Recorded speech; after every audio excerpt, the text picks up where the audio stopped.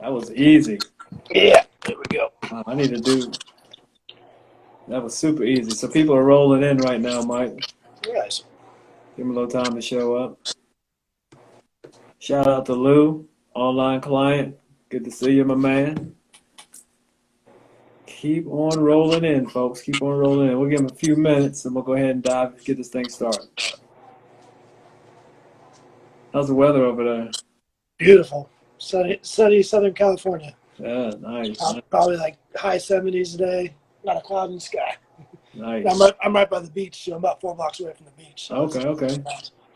What's up, Lou? How you doing, man? How you doing? Lou's one of my online clients, Mike. He says, "What's up?" You can see the comments, right? Yeah, yeah, I Okay. can see it. Keep It's having actually my people. first time doing one of these. Oh, yeah?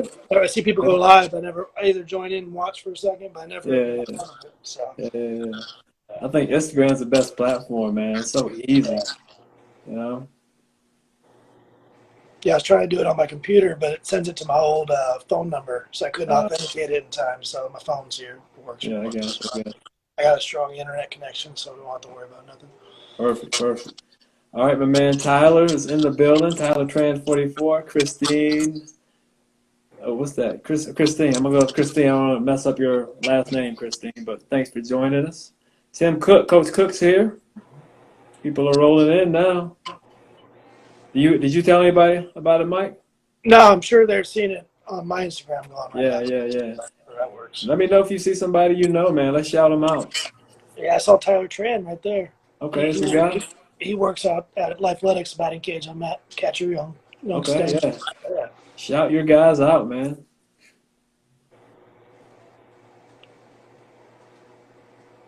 Well, we can go ahead and get started. I think it's been a minute, so we can go ahead and get this thing rocking and rolling. So, for new guests and regular guests, this is Coach Ronnie here, also known as RK Strength Training here on Instagram. A little bit about my background. I was a strength and conditioning coach within the New York Mets minor league organization.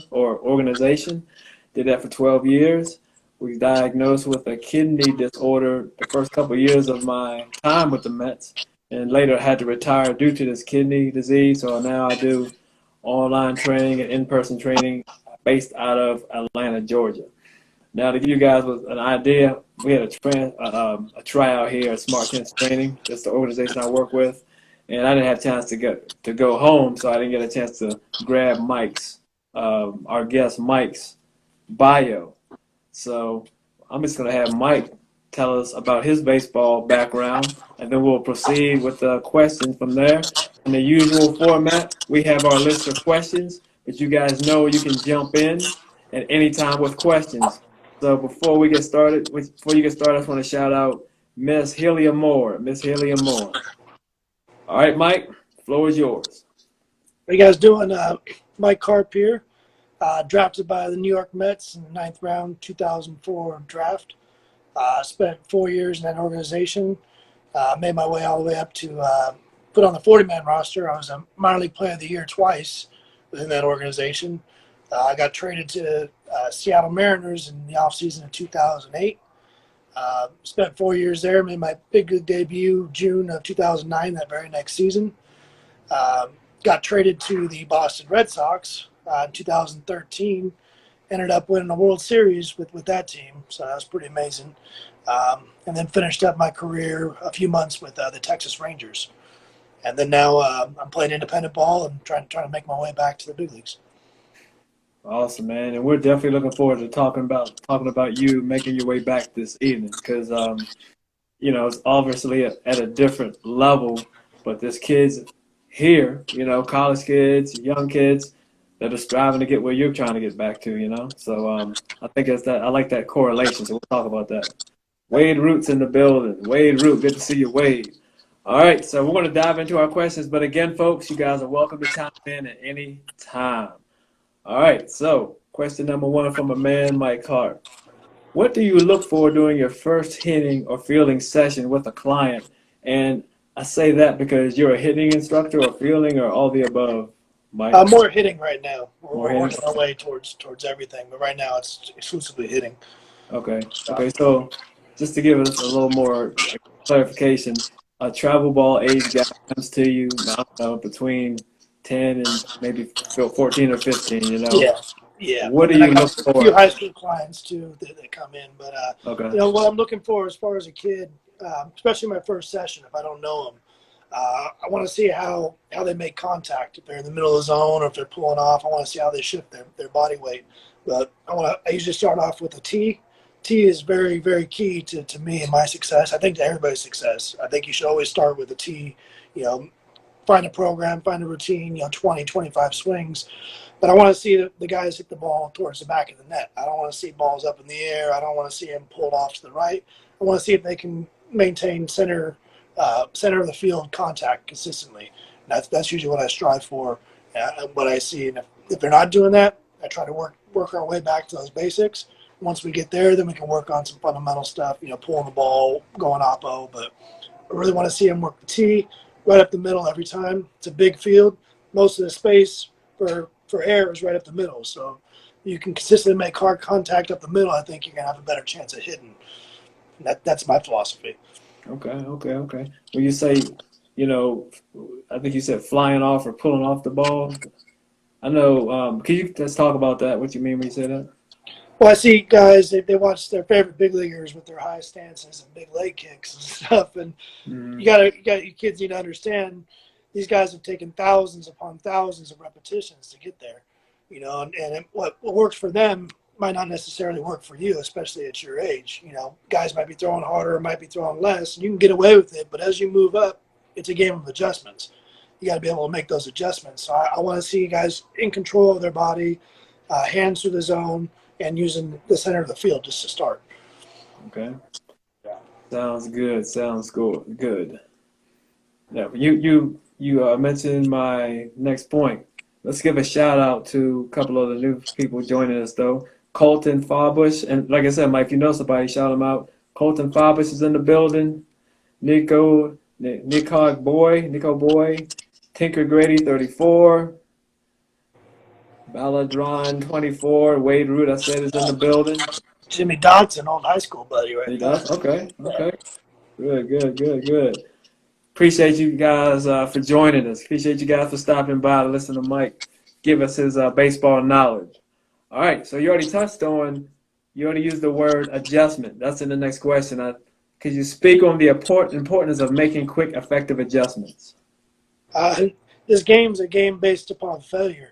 So, it's hard. You fail 70% of the time, you're a pretty good baseball player. That's 3 for 10 average, and those are the best. Now you got to try to eliminate that and try to be as close as you can to 3 hits in 10 at bats. And if you're pulling off the ball or you're grounding consistently, rolling over the ball, or you're fouling the ball back within an at bat, you only get 3 strikes. You got to be able to quickly make an adjustment, and that's really why I always try to preach center of the field. That's your maximum zone for error. So if you use center of the field, you might be a little early. You pull the ball. If you're a little late, you're going to hit it the opposite field. But if you're giving yourself a good, consistent flow up the middle, I really believe you can make that adjustment within the bat from pitch to pitch. Derek Jeter was huge on that. The little things, making the adjustments from one pitch to the next. Mhm. And he's one of the best baseball players to ever play. If you listen to him or look up him talking the game, it's very knowledgeable. Yeah. So, you talk about making the quick adjustments. From a makeup perspective, the audience should be familiar with the term makeup. It's just like your baseball personality. You think that's a good way to put it? Yeah. Baseball personality. So, from a makeup perspective, what qualities do your quick adjustment makers, I guess we can call them, what qualities do they usually have in common? You got to be able to understand it's a team game. Played by individuals. You got to individually do your job, but you have to do it as a team. And if you're a selfish guy, or we call them I guys, you're looking out for yourself.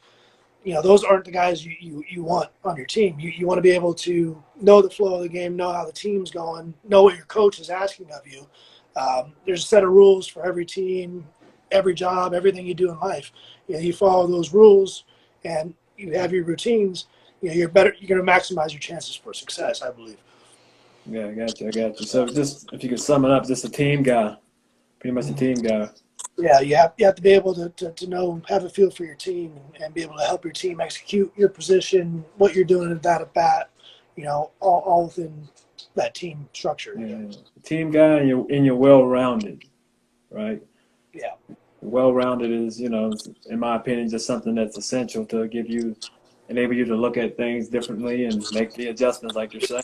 And So that's what scouts are looking for. They want to see, makeup. They want to see how you're able to respond in certain situations, and how you're able to make that adjustment to help the team win, or to fulfill your job, that duty that night. Whether you get yeah, 3 at bats, 4 at bats, or like me towards the end of my career, I was coming up off the bench. That's a tough role, but you got to take that. That's my job. That's what I got to do, and I got to do it the best of my abilities. excellent. Gotcha, gotcha. We have new people rolling in. Tash Point O is in the building. Gordo Luis is a regular. Good to see you. Little Red Sox action. Red Sox dugouts in the building.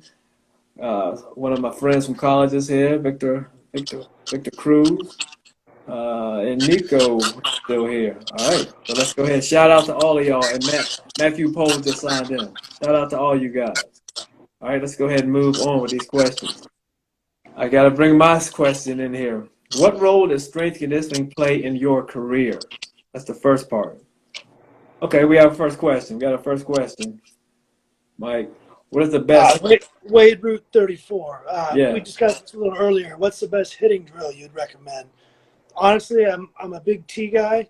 I love the tee. The tee is your best friend because you can't cheat a tee. You put the ball on the tee, you're going to find out real fast what adjustment you need to make in order to hit the ball.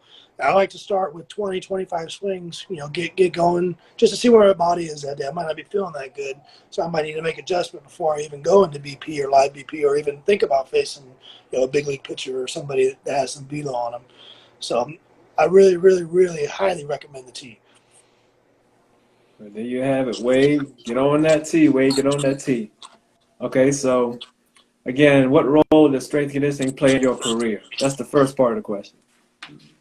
In my career, it played a lot. In high school, you don't have those. You're young, you're gifted, you're athletic, and you can get by. But as you move up, especially in the minor league system, we're playing 154 games. That's a lot of season, and then that, not to mention, you got spring training, which is probably 25 more games on top of that. So you have to make sure your body can handle those long days of summer. Like right now, it's August, it's hot, you're out there. Unfortunately, the season just got started, but these would be the time that your diet, your strength conditioning drills, all that extra work you put in the off season going into the season, that's where it makes up. If you didn't put in that work, right now they call them the dog days. You'll see a decline in your overall production and your health too. You see guys start falling off the table. So you really have to make sure you follow your drills, routine, routine, routine. Always get a routine, stick to it. Especially if a strength and fitness, we used to have those packets. Remember those packets they'd give us, those off-season handbooks, Yeah, yeah. and just write down the things that you do, and make sure you do them and consistently. The things that work for you, maybe add a few things here and there, but it's a huge, huge factor into overall health and making sure you finish the season strong. Gotcha, gotcha. So I imagine you have trials going on right now where you are. Yeah, they do. Travel. Yeah, they run this travel ball team like Yeah. like like a minor league system, like an affiliated ball system. They're giving guys opportunities every couple months. We'll have a new tryout, and if the kid's good, we'll bring them along, let them on the team. They want to win, they want to get better, and fortunately for them, I'm not playing this year, and I'm a wealth of knowledge. I'm able to pass on things that have helped me, just like we're doing right now with all these folks Yeah, online. yeah. Yeah, so with the kids, is it pretty easy to tell the kids who are working during the COVID situation and the kids who weren't, during this tryout season?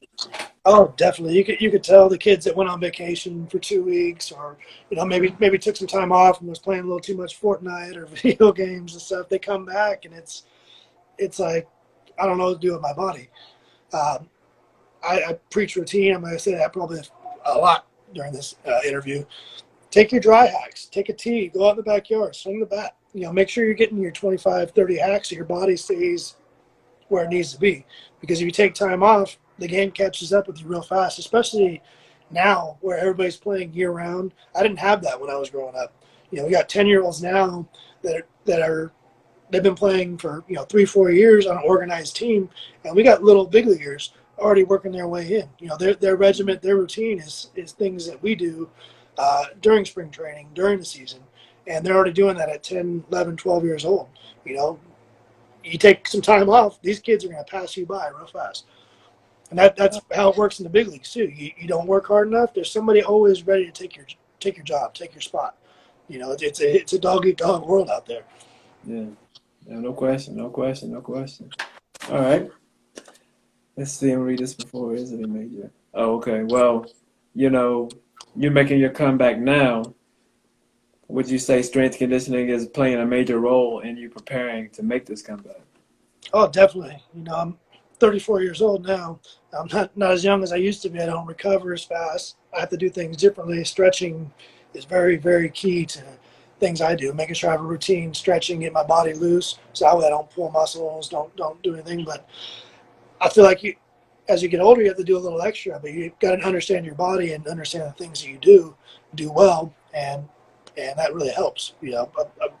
Focusing on my diet, focusing on my lifting, things I've done back with you with the Mets days, just adding little things here and there that have helped me through my career, and adding them all into one, off-season packet, one off-season workout training regimen, and it's really paying off. I feel like I'm in the best shape I've ever been now, and I've been out of the game for a little bit, So Yeah. You mentioned the word recovery, and you might agree with me when I state that a lot of the kids and even parents aren't really don't understand recovery and maybe don't appreciate it. Could you go into details about the importance of recovery for you? it's huge. Make sure you drink water. Water is your best friend. I know. There's other things out there: sports drinks, soft drinks, everything. You're young. It tastes good, but water, hydrate, especially during these hot days. Especially if you're playing multiple sports or you're doing side training and then playing a tournament on a weekend. You got to make sure you put the proper fuel into your body. You wouldn't put bad gas into your gas tank. You would put bad oil into your car. So you gotta understand those things too. Food is fuel.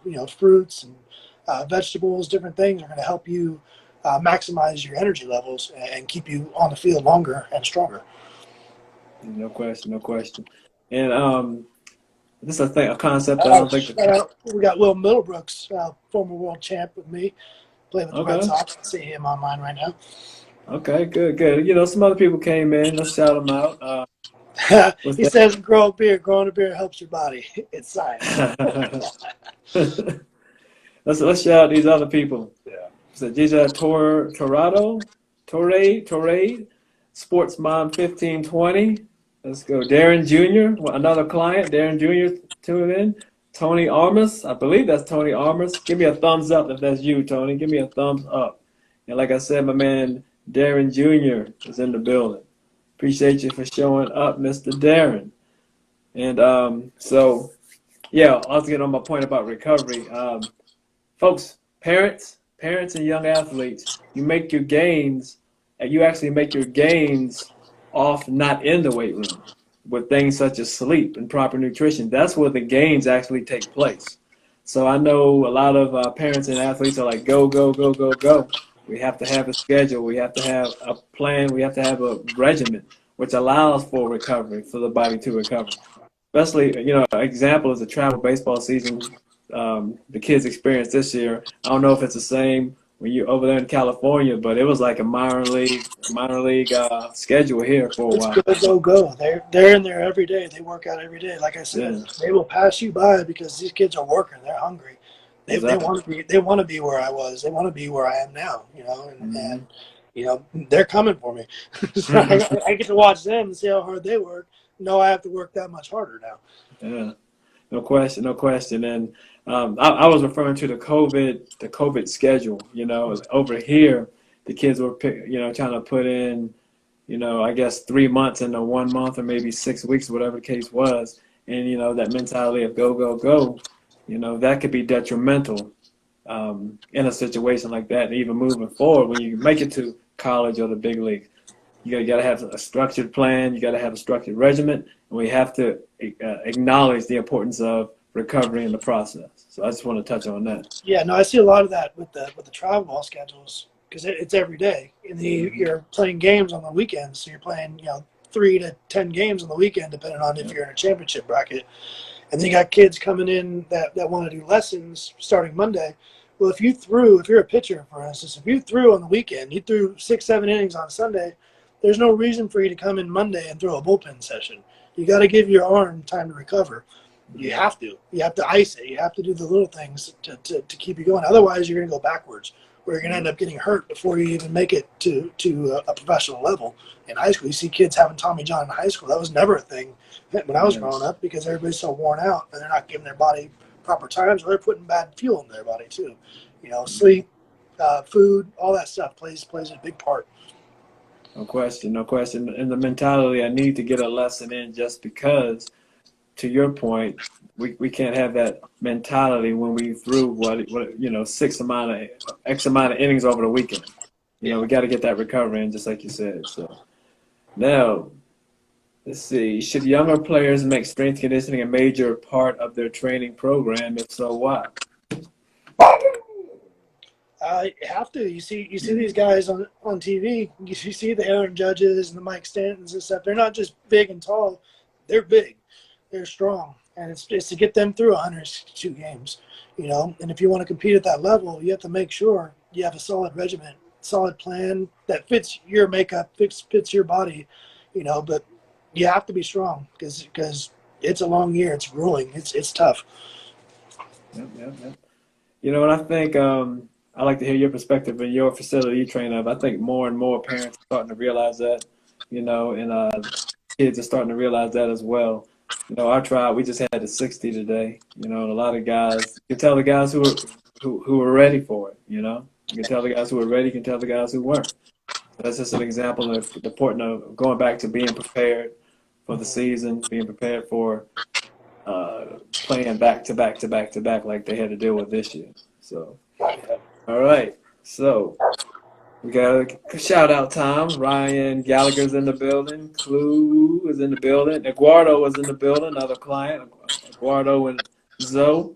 Alonzo are here. You already shouted out Jay Dodson, right? That's your guy, right? Yeah. Krista J, 87 is in the building. And there we go. I think that's it. So for now. All right. Now, I didn't mention this at the beginning of the video. You didn't either. You were teammates with the legendary Ken Griffey Jr. Could you talk about that experience being around him? I have other questions for you about that, but let's talk about the experience and being around him. Growing up, I was a 90s kid, and he was it, growing up. That's the reason why I hit left-handed. I wanted to be just like him. I wanted to do everything like him, swing like him, and saw how he went about his business on the field, had fun, and hit the ball to all parts of the park. And I really tried to keep that swing, that same mentality that he did, even though I didn't really know what was going on in his mind just from what I could see on TV. And then as I got traded to the Mariners, he gets signed by the team. And I was like, starstruck. It was hard for me to even go up and talk to him because here's my childhood idol. And he would hold court in his little side locker in spring training, and you just sit there and listen to him pass knowledge. And what a great personality, what a great light to have on that team. Have that veteran leadership with all the accolades he's done. We had this young Mariner squad that shouldn't really compete, and we get to learn from one of the best guys ever and watch him go out and get those big hits late in the game. Say, hey, that's how it's done. Show us, hey, look at my confidence. Look how much fun I'm having. This is what you guys need to have. And I mean, it was amazing. So he was still with Seattle at that point. So at what point were you with him in his career? Was it towards the end? Right, Yeah. Seattle? It was his last 2 years. Yeah. Okay. So he was our DH. He was our DH the first year, and then he kind of took a step back, more of like a kind of guiding role to help some of the younger talent. And I've watched. He'd say, "You guys want to go home? It's the ninth inning." bam, double, let's go home. Like only legends can do Hey, things like that. And he just preached the game, preached to his success so well he couldn't not succeed. That's what it seemed like. He was larger than life, and it yeah, really gave guys a lot of fuel, a lot of like self confidence to go out there and try to even come close to matching his success. yeah. Man, that was one of my idols as well. I had a chance to meet him. We were in AAA in Vegas as well. That's a story I might have to tell another time. It was pretty entertaining. All right, shout out time again. I got a nice shout out for you. Go Yeah, straight to him. K-Mo, yeah, you see Kamo him? all the time. K-Mo's in the Yeah, building. yeah, Kamo. Yes, sir. TJ Danzler's in the building. Corey 86 in the building. And Yeah, what's up, Corey from Zoe? Seattle. I remember her. She's an old Good, friend from good to see Seattle. you, Zoe. Who we talking about? Corey Z. Corey Z? Okay, 86. cool, Yeah. cool, cool. All right. Getting a little turnout here. Great to see K-Mo back. Great to see K-Mo back. All right. Let's see. Next question. Oh, I think I skipped this one. What does superior work ethic look like for you? Yeah, I skipped that one. I didn't say that one. Yeah. What does superior work ethic look like to you? What's your definition? Superior work ethic. The guys that do their routines and do a little more. You see them, they're not just doing what's asked of them. They're the guys showing up, an hour early to get in the weight room, staying an hour later, going over film and trying to make themselves better off the field, not necessarily on the field, doing the little things off the field that really translate into the next time they play. Um, that's kind of what it seems like to me. Hmm. Superior work ethic. It's just guys that go that extra mile and do the extra things that not everybody else does. And Yeah. if you pay attention to the people that do those are the guys that have the most success.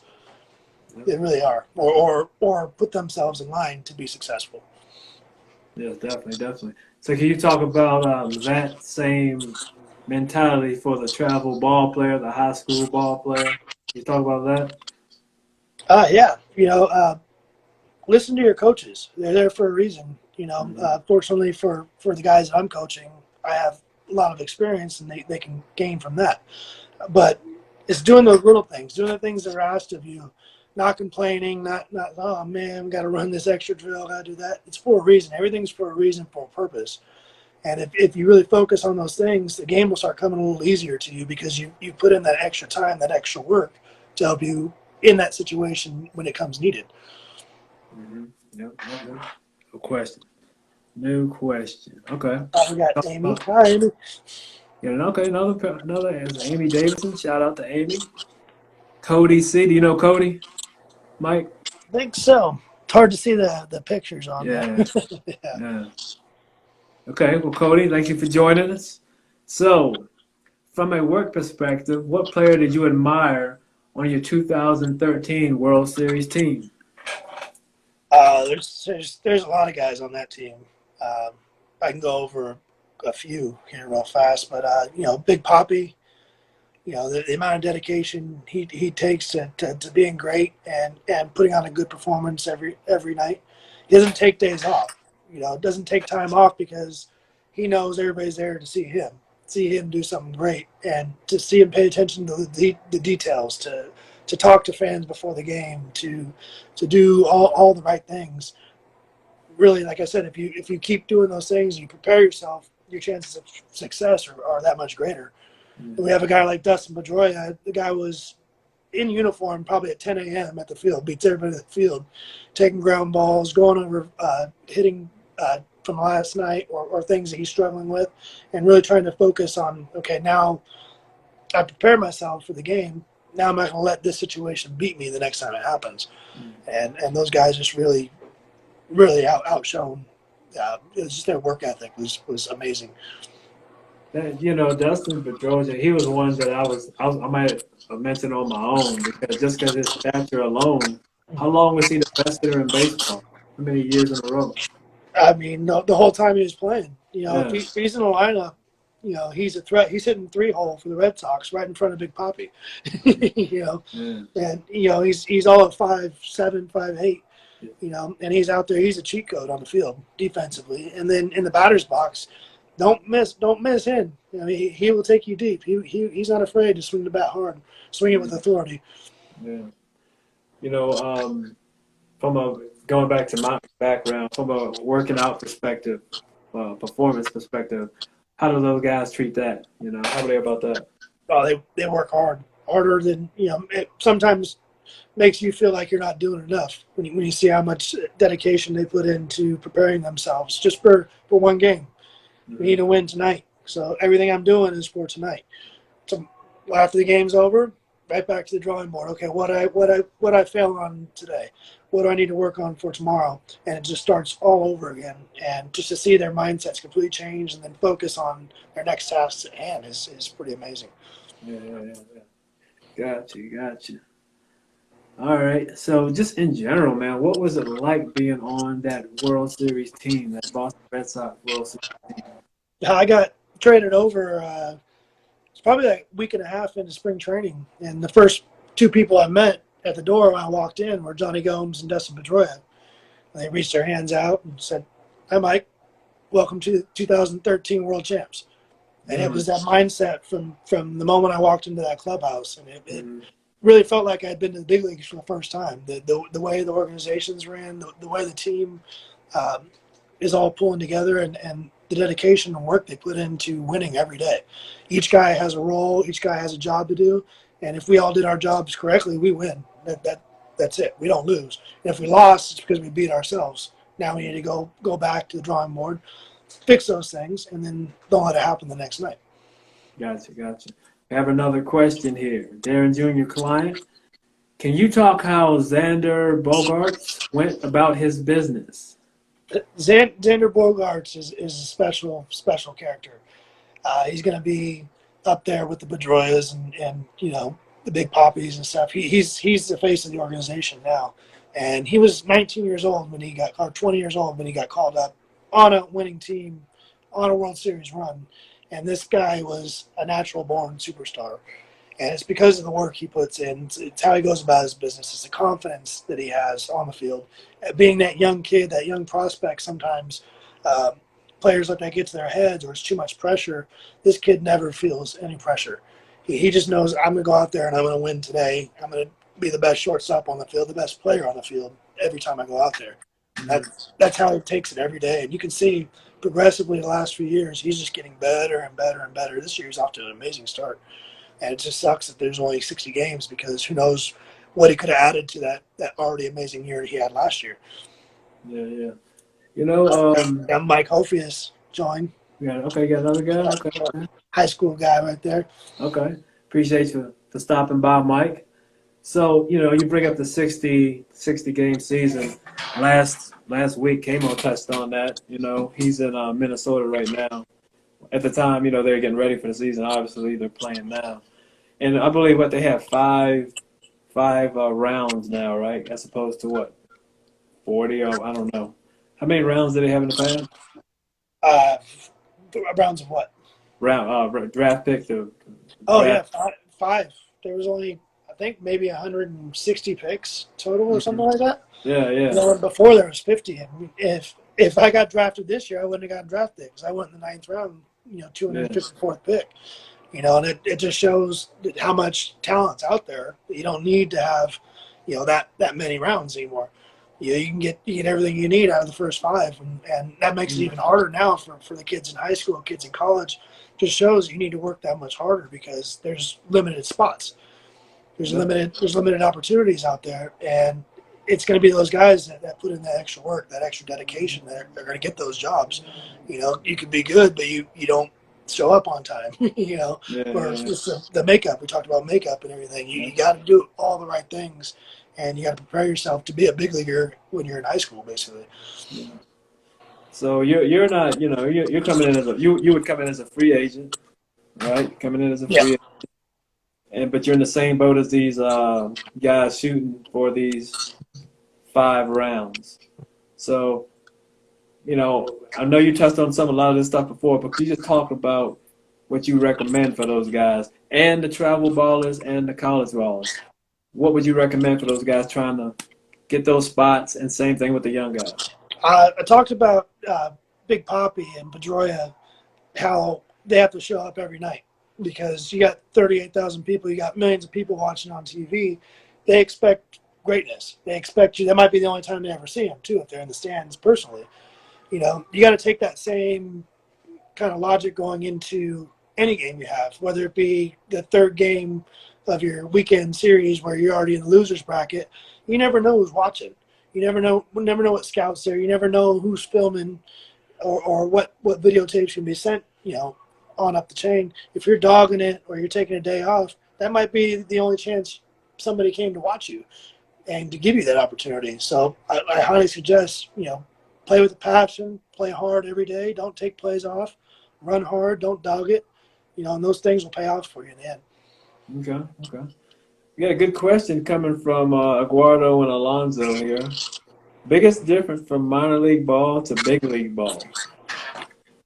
Uh, Biggest difference is the attention to detail, I believe, in the major leagues.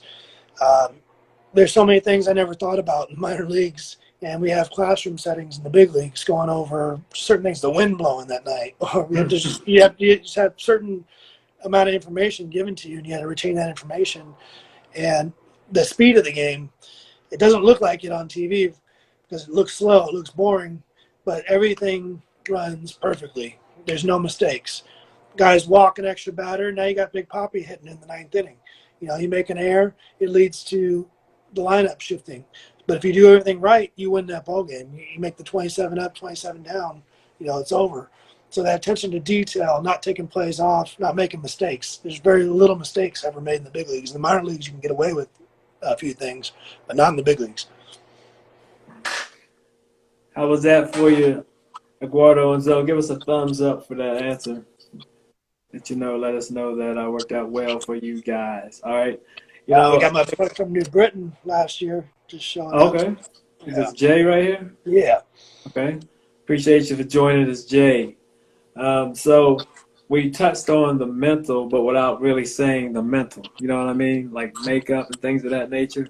Um, we know confidence is important, and things like focus. Could you just use words to describe makeup if possible? You got to be confident. You got to be this.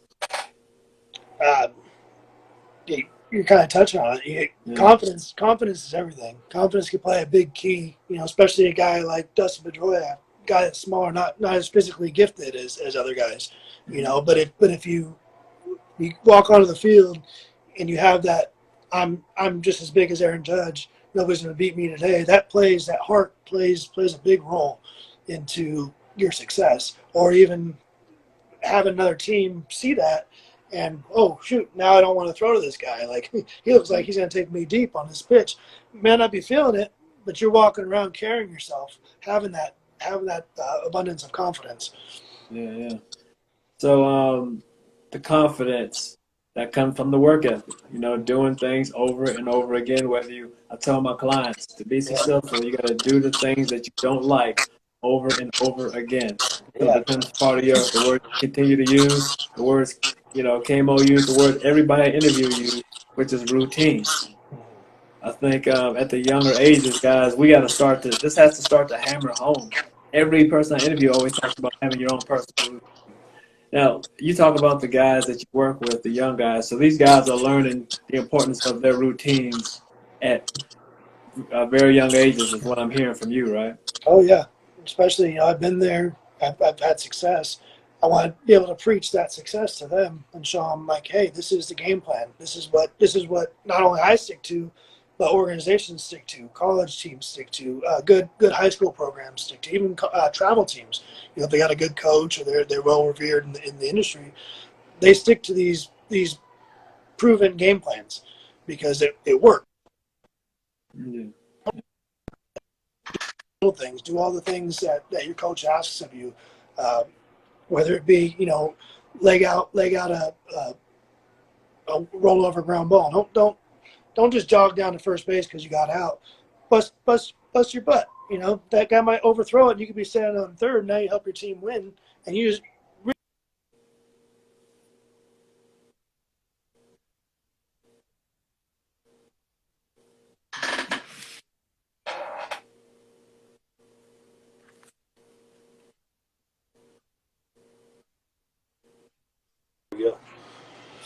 Okay. I was losing. I didn't hear most of that. Uh, Can you hear me now? yeah, there we go. I can't hear you. Oh, I think I hear you good. Yeah, I'm back. Okay, we're good? Yeah. Okay. All right. Okay, we have another question. Coach Cook asks, what do you miss most about not playing? I miss the camaraderie between the Mhm. teammates.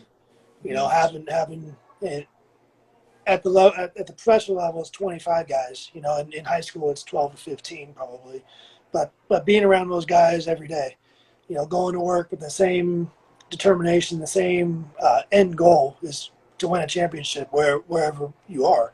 You know, and everybody be on that same mindset and do all the things as a team, the little nuances that get you those wins. You know, I miss those things. You know, showing up, just seeing one player, you know, a big Poppy or a Pedroia, seeing them fired up for the day, you know, helps build that fuel for you.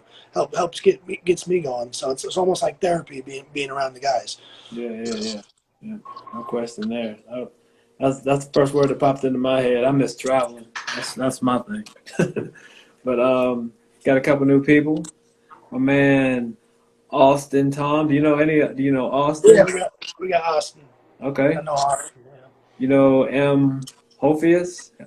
Yeah, What's up, yeah. dude? He's doing the same thing too. He coaches travel ball too. So he's Okay. yeah, he went to Long Beach State, played some organized ball for a few years. We got to play against each other, which was pretty cool. And now, you know, he's teaching his next generation too, which is cool. That is. Got a good friend of mine, Mr. Porter's in the building with the thumbs up. Good to see you, Mr. Porter. Okay, we have another one from Eduardo and Alonzo. At the youth level, what would you say is more important, development or game experience, and why? That's a good question. I think they kind of both go hand in hand, really, because you need to put in the work. You need to have. We keep talking about routine, finding your routine, doing the things, the little things, but those will all play over into the games. And unless you have the games, which unfortunately right now due to COVID, there's not as many games out there, so you have to pay attention to detail even more while you're working. But it's nice to see those things that you worked on play out in the game. You know, if you put in the work, do all the repetitions and everything, those little things that happen in the game are easy, and it just makes it so much easier to go win and have fun versus constantly have your back against the wall. Oh, you know, I'm struggling with this. No, if you work hard at that, it's gonna play. Your success in the field is gonna show from just from that work. Definitely. Thumbs up, right, Eduardo? Great answer. And Zoe, great answer. We got Uh, another fail roll there. yeah, Milton Bradley just joined up right here. Who's that? Milton Bradley, former All Star, former Major League Baseball player. Okay, awesome. Oh, I got some more big leaguers showing up. Pretty cool. All right. Well, let's see where we're at. We got 15 minutes. Usually goes about an hour, like I said. Um, I asked all of my questions so far, so I'm gonna go to the audience real quick. Do you guys have any other questions? And if not, we're gonna go ahead and let Mike shut it down. So if you got a question, now is the time to ask. And Austin Tom's in the building. I can't remember if I shout him out or not. But I think we got everybody else. Thanks, my man. There you go. Any other questions, y'all? Otherwise, we're gonna let Mike close it out. Jacob's in I like the to building. say something, especially during this COVID time. Find different things. We obviously can't get on the field, especially in California. You can't get on a field. There's no on field practice right now. So if you have a gym or you have a batting cage that you're doing, find some things that are fun. Try to add to your repertoire. Try to add some things, but always keep doing something that's involved because when this is over, we're going to be back on the field. We're going to be working. We're going to be getting it. You don't want to be left behind, especially this day and age. You got young studs out there that are ready and they're working hard. You'll see the guys that work hard. So don't be the guy that shows up and has to take 5 days to get back to where they're at. Yeah, exactly. And that's all levels, guys. That's all levels. The workers are the workers. You know, if you're putting in the work, it's gonna be recognized. I don't care if it's at the big leagues all the way to your low travel ball team, your young travel ball team. Work is work and results are results, right? So, a couple questions in a row. People are stepping up real quick. Darren Jr. is in the building again. He wants to ask, what college did you go to? I was fortunate enough to get drafted out of high school. We had a solid program that I played for Lakewood High School in Southern California, and we had quite the team the 4 years I was there, and I was fortunate enough to not have to go to college, and get an opportunity to go play professionally right out the gate. All right, all right. There you go, Darren Jr. Thumbs up. Let's see. One of your guys, Jay Dotson, asked, "How did the scouting reports change over the years?" Information. Yeah. They do a lot of stuff, statistical analysis now, launch angles and exit velo, and different things like that. And in the minor leagues, you don't get access to all that information. The big leagues, you get access to just mounds and almost too much information. But you got to take what you can from that. And I think nowadays, especially what I was preaching on earlier, there's so much video. There's so much, a lot of scouts aren't even there, but somebody's got a video recorder videotaping the whole game. They see one guy dogging on the field, or they see the guy sprinting out to his position. Those are the guys they circle and they highlight. So I think a lot of the technology has really, really played a big difference into scouting and advanced, sabermetrics, I guess they call it now. Yeah. Jay, did that ask? You had another question. Did that answer both questions for you? 'Cause I think you touched on pretty much both of them, right? Yeah. Yeah. Yeah. Well, give us a thumbs up if you're good with that, Jay. And I'm gonna state Darren Jr.'s question, which is, what's the toughest pitcher you ever faced, Mike? Oh, I've faced a few. Um, the toughest one I got to face multiple times was CC Sabathia, when he was still CC, the ace in New York, and for some reason I just could not pick up the ball. I've always been very successful, hitting. Always had a good idea against lefties, but just the way he attacked me just made me feel like I had no chance in the batter's box sometimes. I remember asking Ichiro this question. We had a rain delay. He told me just to take, see if he'll walk you. And sure enough, I took, got to 3-2, and he walked me. That's the only success I had. It's the only success I had off him. I think I was 0 for 7, with 7 punches and a walk off CC. So, Well, why don't we go to the flip side? Who's the guy you couldn't wait to see on the mound? oh.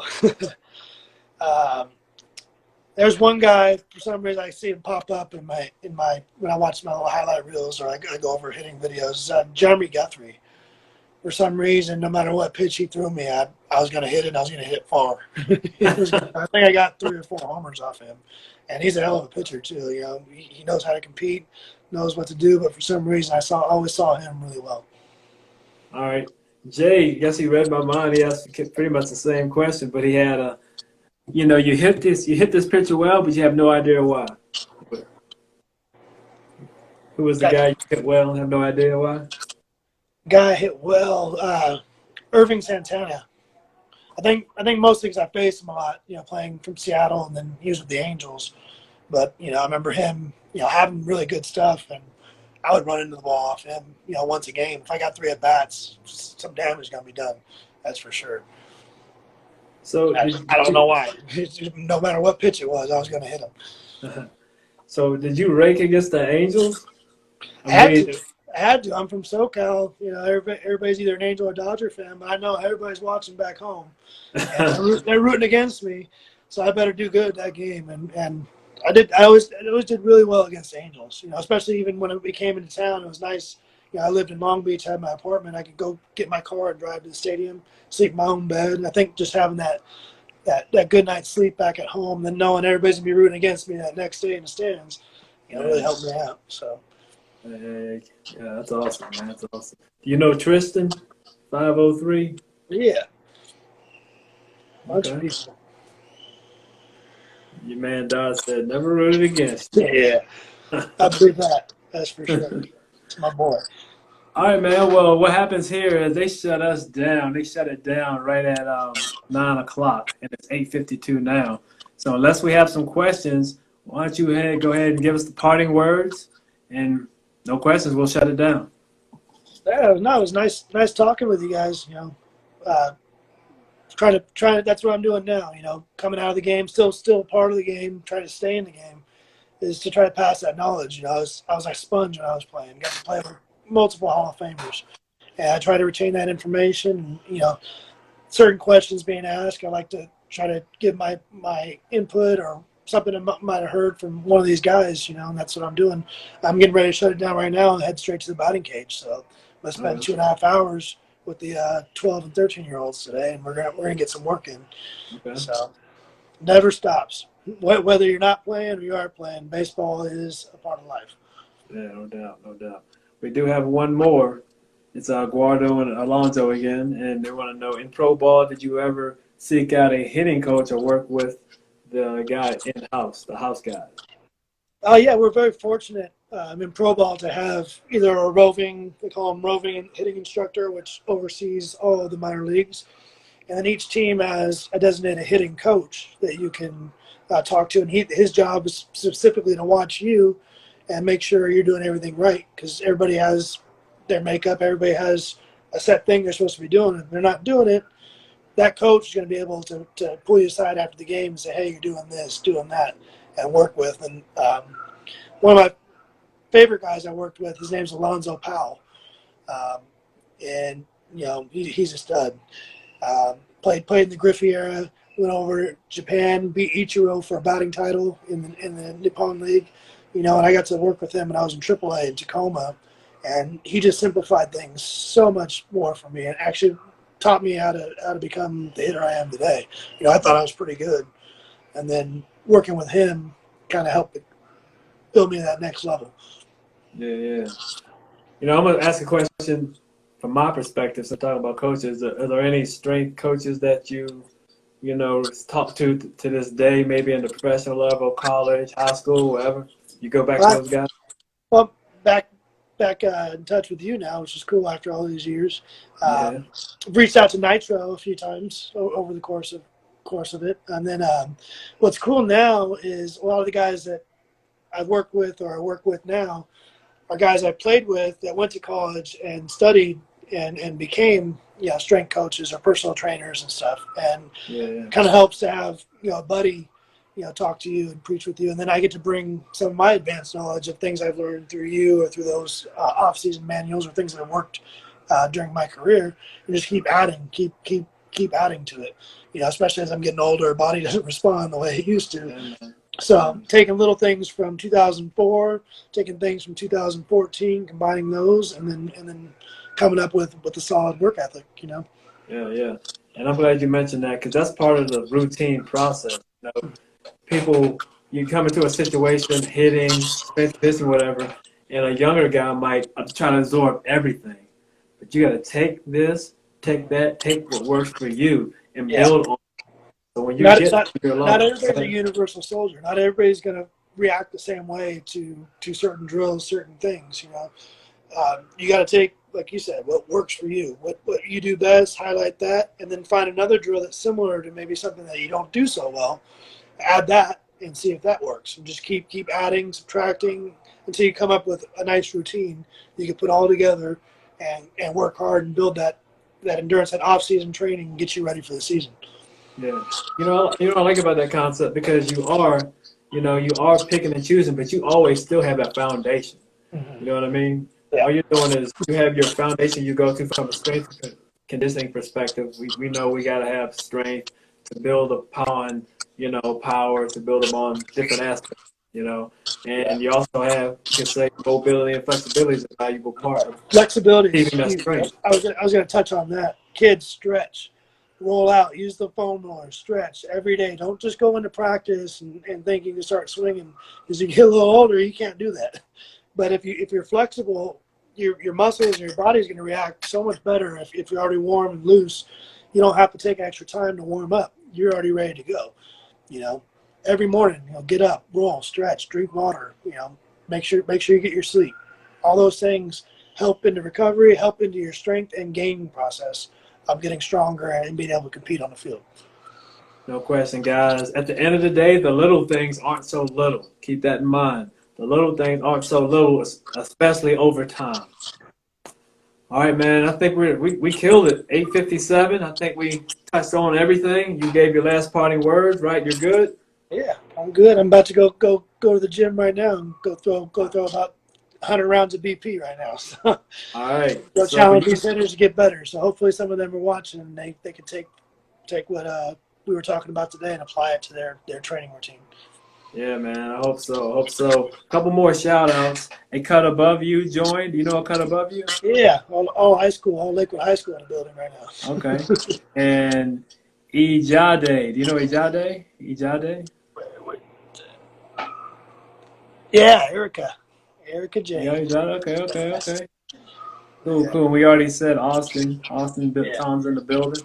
So that's all I have, man. I appreciate your time. You guys follow Mike. I'm gonna try to type you if I have time. I think I do. Let me know if I get this right. Head over there and follow Mike. I know it's Maximus.